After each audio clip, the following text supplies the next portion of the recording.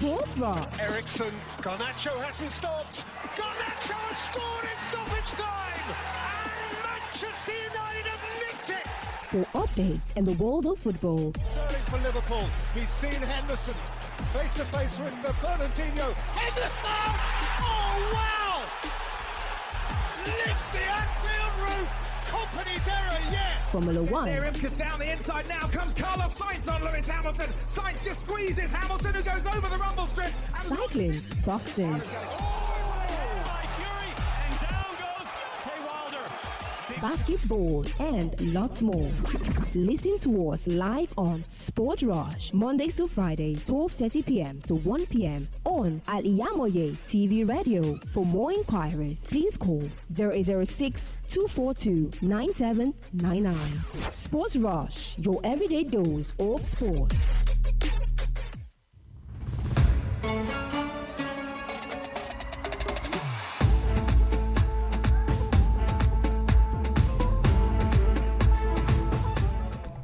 Good morning, everyone. Welcome to Sportville on Al-IyamoyeTv and radio, where we give you the update on sports all over the world today. And I am YAZID TAOHEED.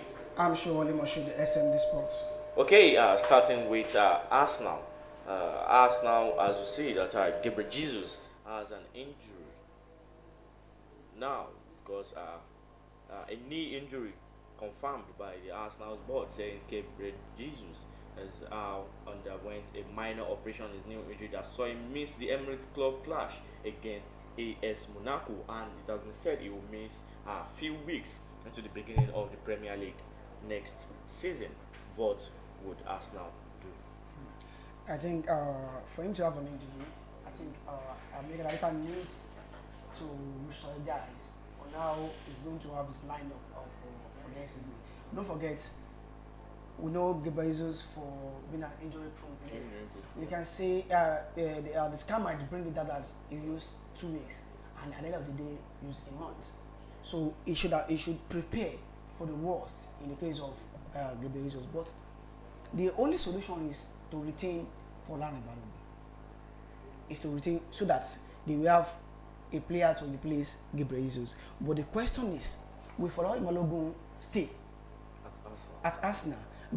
Only just because Gabriel Jesus had injury. So if we think about it, you only want me to be the second feeding to Gabriel Jesus. Maybe after I come back from injury, I'll come back to Ben. But Arsenal have a lot of solution in their team to the problem. Kai Havertz can play in the first 9 position. We just have Eddie Nketiah who proved himself yesterday. He scored the first goal for Arsenal yesterday, and they still have so many players that can play from the first 9 players. Don't forget last season. Trossard played from the position last season for Arsenal. So I think Arsenal has a lot of solution to the injury of Gabriel Jesus, but they will miss this guy aggressiveness on the field of play. Even though yesterday Arsenal missed his Gabriel Jesus style of play yesterday, because it's kind of forward that love pressurizing defender. Look at the game against Barcelona, whereby Arsenal scored. I think it was Trossard goal or thereabout. He need to frustrate the defender to have a jump power with the defender, despite him being very short. He frustrated the defender so that the ball, he eventually won the ball and put the second ball to the defender, score the goal. So Arsenal will really miss his aggressiveness and his the kind of tenacity, the aggression he used to play our game. But Arsenal have a lot of solution. Okay, yesterday after the match, when some Arsenal fans were being interviewed outside the stadium, some said Arsenal need a very tall and vibrant striker. Let's look at the likes of Haaland in Manchester City. Let's look at the likes of other strikers. Gakpo, how tall he is in Liverpool, and Arsenal should cancel the quest for David Raya and instead use the money to get a striker. Do you see that as a good advice to Mikel Arteta? It's not a good advice. It doesn't mean you have a tall striker before you can win any trophy.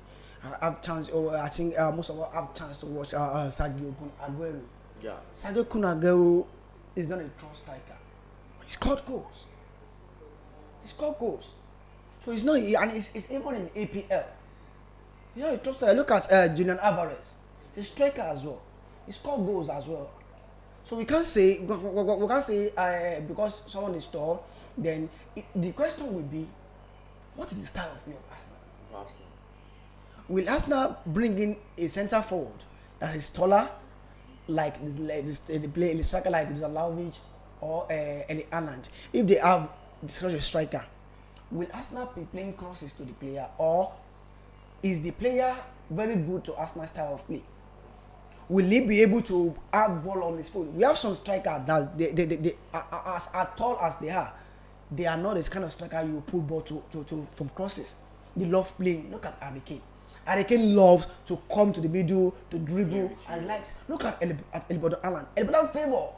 Favors crosses. It was when he got to Liverpool, when he got to Man City. That's when he changed his style of play. Maybe towards the end of last season, that he start coming to the middle and dribble, gaining ball position, and drive the attention of defenders to him and make others to score. It's not all strike, not all teams that will have a top striker. Look at Callum Wilson. Callum Wilson is not a top striker for Newcastle. Look at Ole Watkins. He's not a top striker. They are scoring goals. Look at this guy as Brentford Ivan Toney. That's what I was about Ivan Toney. Let's look at the style of play of Ivan Toney. If you play crosses to Ivan Toney, he's good at it. If you play square play, short crosses for Ivan Toney, he's good at it. To dribble is very good. To play dead balls as well is very good as well. So we can say Arsenal should go and bring in a top striker. They have a top striker in the past, Oliver Giroud, Chamak, and the likes. So I don't think they need a top striker to be able to contend or be a contender next season. Okay, and if Ivan Toney eventually comes back from his ban, which team will you prefer him to move down? I even expect him to have signed Ivan Toney now, to forget about his ban in January. Let's look at this player, how he scored last season, even though being in the midst of players from Brentford. You can sign a player, okay, what of it when you sign a player with injury, and such a player is yet to play for you? Is this similar thing to Ivan Toney? Although Ivan Toney will not have chance to train with anybody. But we know some players, they have training ground at the back of their house. Yeah. And they will stick it. And I know Brentford will have sent a doctor, a fitness coach, a nutritionist to Ivan Toney to keep up with his fitness. So I expect him to have even signed Ivan Toney. If Ivan Toney is at the team like Man City, Chelsea, Arsenal, Liverpool, or Tottenham Hotspur, he will score lots of goals. A lot of goals.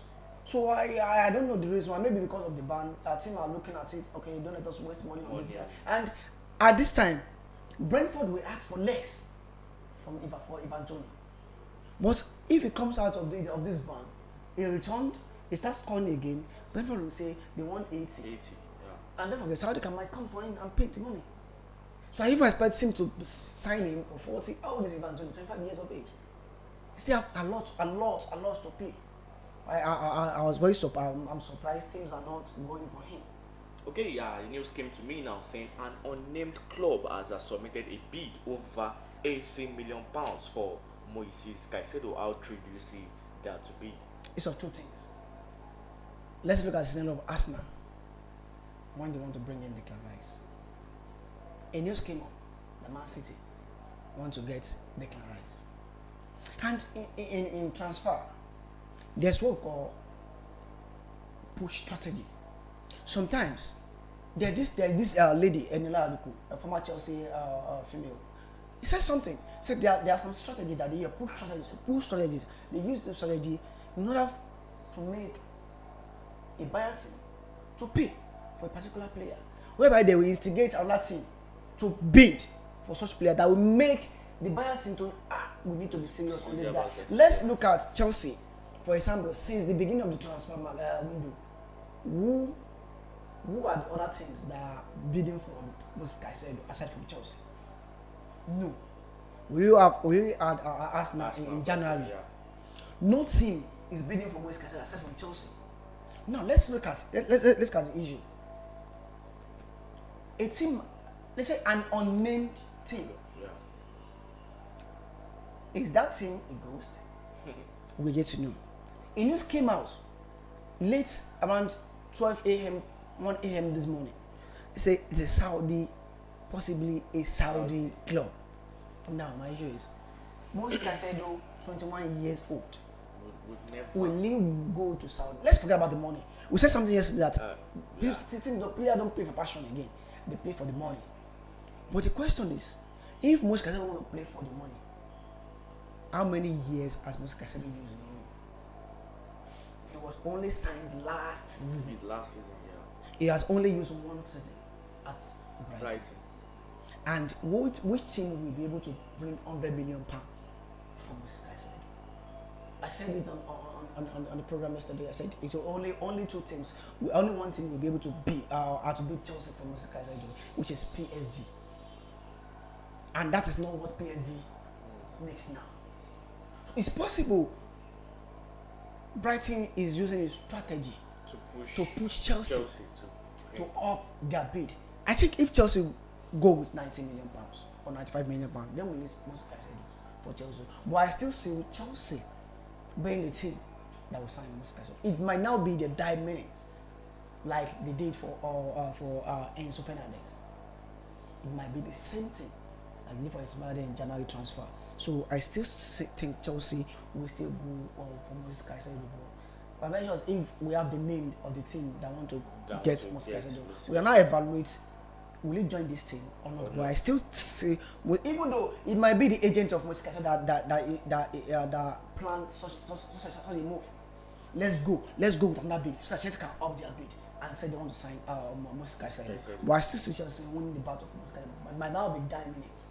Okay, let's take a short break from here. When we get back from the break, we talk on Messi's performance at Inter Miami and also Romeo Lavia to choose between Manchester United or Liverpool. Do stay with us. Thank you.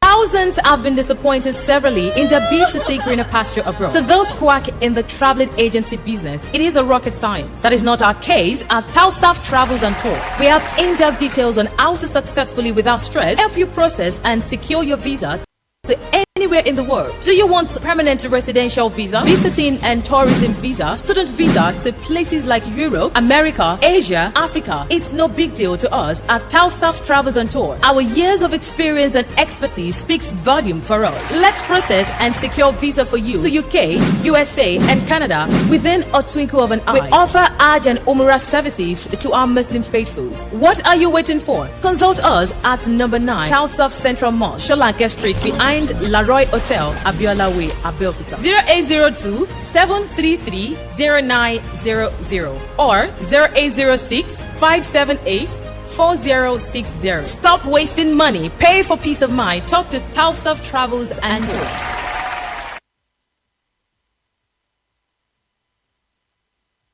Gbogbo aláfẹ́ tó gbayì tó fẹ́ wọ ṣàgbàmù ló ń kọjá lọ sí House of Zion. House of Zion, the name I know. Work of top-notch fashion, quality materials and class. House of Zion ti máa rojúlówó Turkey wears, Egypt and Malaysia clothing, Dubai, China bags lóríṣiríṣi, àwọn ìtẹ̀lẹ̀ bàtà tó jiná tí wọ́n fawọ́ original ṣe. Àjọ tó ń ka wákàtí ọjọ́, designer sunglasses and perfume, àwọn gbogbo nǹkan tó bẹ̀rẹ̀ àsìkò fi ń gbafẹ́.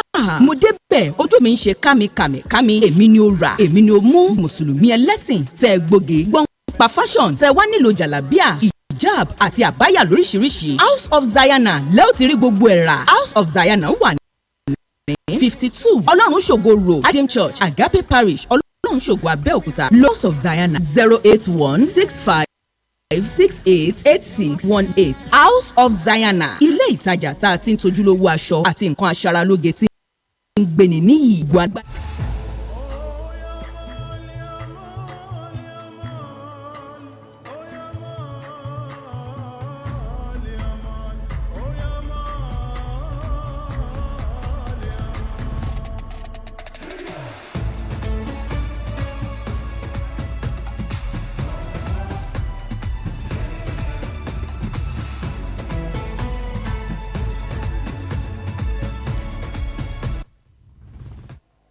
Welcome back to Sportville on Al-IyamoyeTv and radio.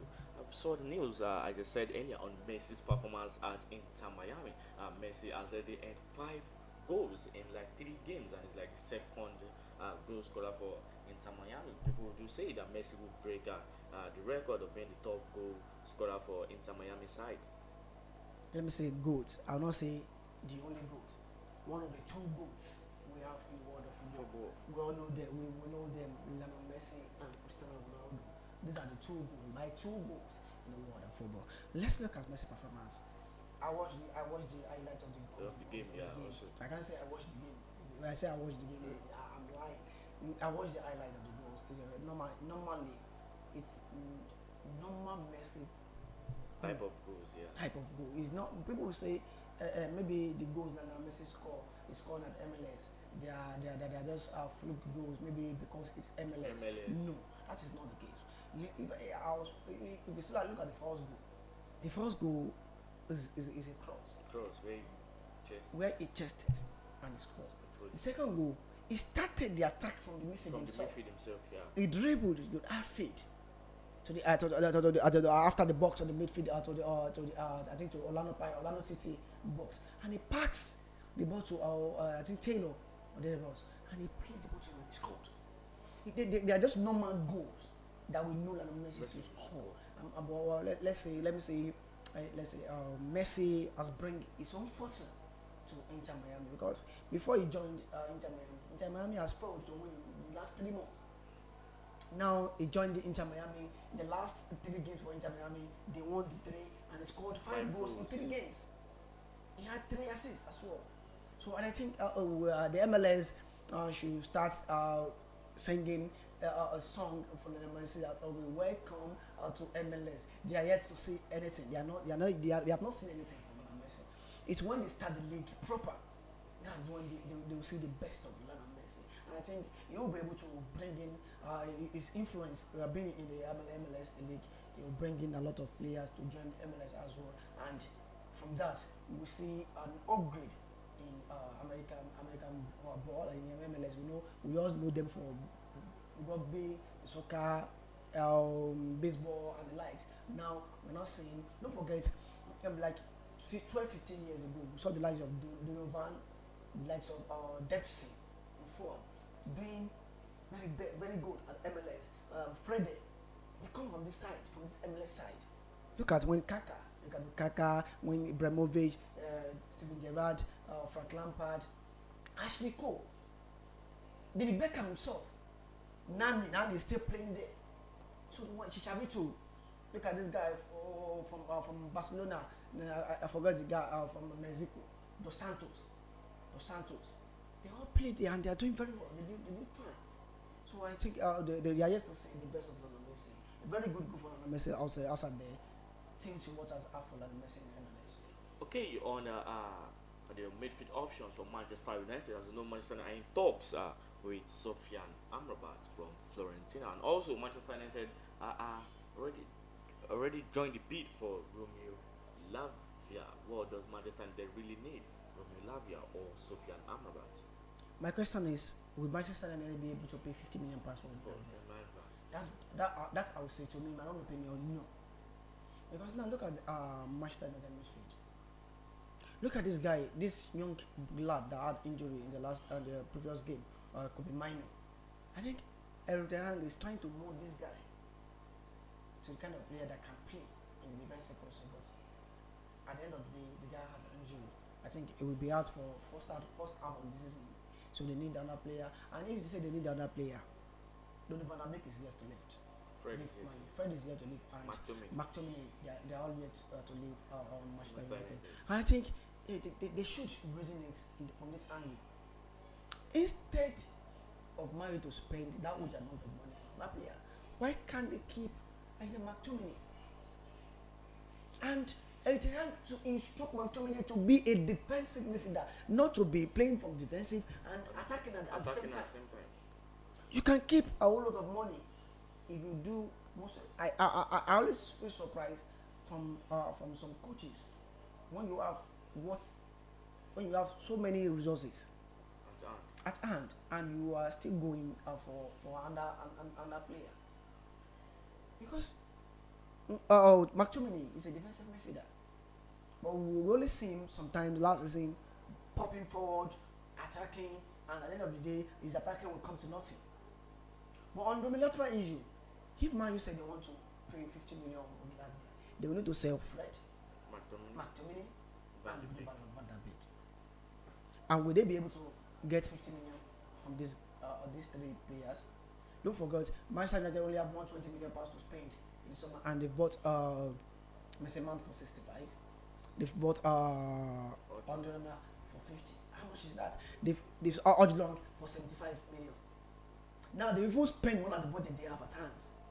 Where is the money? They need to sell before they can buy. Right. So and that on Subir Amrabat issue, if they want to, and I think most of the issue now is on Subir Amrabat is that January, and we need to go to the Champions Cup. Let's not assume he went to Manchester United and Casemiro had injury. Let's assume, and the team is built on Subir Amrabat. And let's say Casemiro had injury in December, and Subir Amrabat has been playing. Maybe early November, Casemiro had an injury, and Amrabat has been playing so well till the end of December. And he needs to go to the Champions Cup. And Casemiro will only come back from his zone in January, maybe end of January. How do you expect Man U to play? It means most of this team, they should think so much about Amrabat. I'm not saying he's not a good player, but the issue of we have go out of the era of Chelsea. Chelsea have a lot of African players in their team, like of Michael Essien, John Mikel-Obi, Didier Drogba, Solomon Kalou. All these 4 players then, back then, if there is January Nations Cup like that, if Chelsea are missing all these 4 players, Chelsea fans then know, if you are watching at home, they will remember very well. They will know by that time, Chelsea will be in crisis. Jeremy Inchitap, the Cameroonian defender. All these 5 players, if they leave Chelsea, Chelsea will know something happened to them. But then they will have won a lot of points. I still think if Man U, but the best thing that I can say, we will still go. It's possible to be Liverpool because chance is at Liverpool for him. With the sense of Jordan Henderson and Fabinho. So and I still think Liverpool might end up in Liverpool done. And if it doesn't end up in Liverpool, it might still stay at Southampton. If Southampton doesn't reduce the pay, the asking price for Latvia.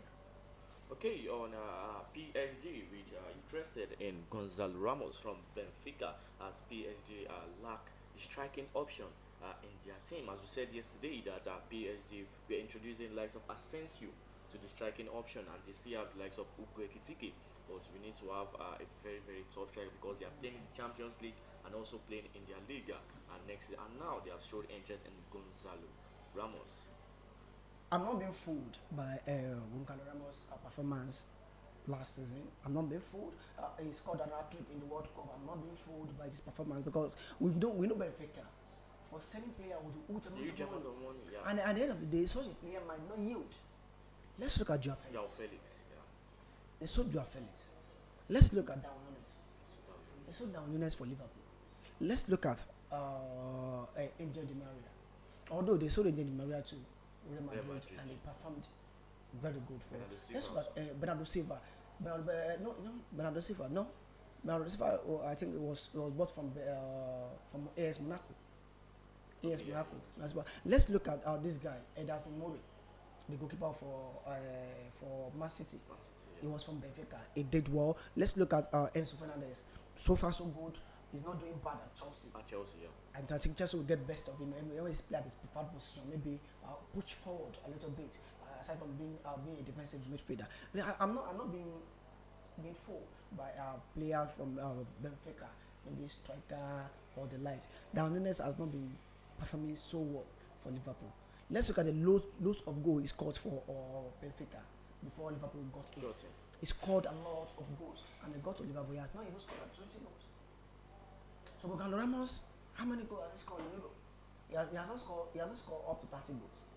But we know everything in markets now, the icon price and the like. And I know if he eventually joins PSG, he might still continue scoring goals with the level of the league, of the league in the French League One, maybe in the Champions League a little, but he's still a young player. There's still room for improvements. The kind of coach that coach a player sometimes matters a lot.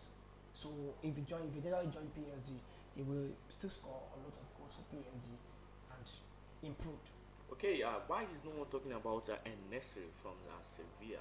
As the guy was very fantastic both at Sevilla and also fantastic at the World Cup. The reason is being that our African player have been underrated. They don't value us. They don't value African player. They don't value us like that. If not because Ajax Amsterdam said they want 50 million on Andrew Onana. They said they don't want 50 million on Andrew Onana, and I don't think Man U will pay that amount of money. But it's because they see Man U has been eager. Let's look for example. Let's look at Victor Osimhen. It's just because Victor Osimhen doesn't have any release clause. That's what that huge amount of money is on Victor Osimhen. Let's look at Rasmus Højlund. How much is Rasmus Højlund? 75 million. How much is Arsenal requesting for Folarin Balogun? Folarin Balogun is a black. An African player, black player are not being appreciated. And naturally, I think he's a very, very good player. He has been performing well for Sevilla for the past 3 seasons. And he did well at the World Cup as well. It's not a season wonder. But I'm very surprised things are not going for him, and I still believe he just stay at Sevilla and continue doing his best in Sevilla. Okay, you have come to the end of Sport Vibe today on Al-IyamoyeTv and radio. Don't forget to share, follow, comment, and like all our videos on Facebook, Al-IyamoyeTV Radio, and don't forget to subscribe to our YouTube channel and click on the notification bell for more and more programs. I remain YAZID. I'm sure only more should extend this sport. We tell you a goodbye.